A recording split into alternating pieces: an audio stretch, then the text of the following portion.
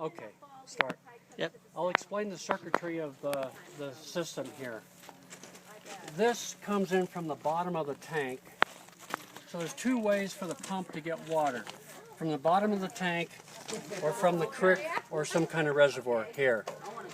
Generally will be coming from the tank. So this is capped off.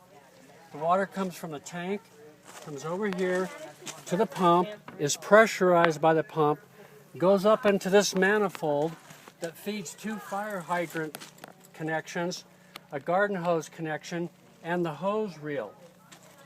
We don't want this pressurized unless we're fighting a fire.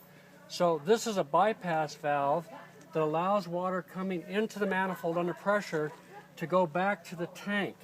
So if you have that off, you have full pressure to the manifold body, and the pump is experiencing maximum pressure on the housing. Generally, we crack that so we let a little bit of the water, pressurized water, flow back to the tank while it's also supplying all these other fixtures. We also have a high pressure valve right here that will flood out water if we get a maximum pressure situation that could ruin the pump.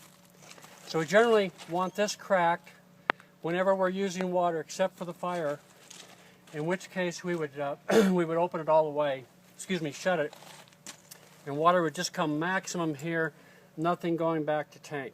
But for doing the house or some other thing, hosing off things, we want to just crack that valve so some water goes back to tank, relieving the pressure on the pump.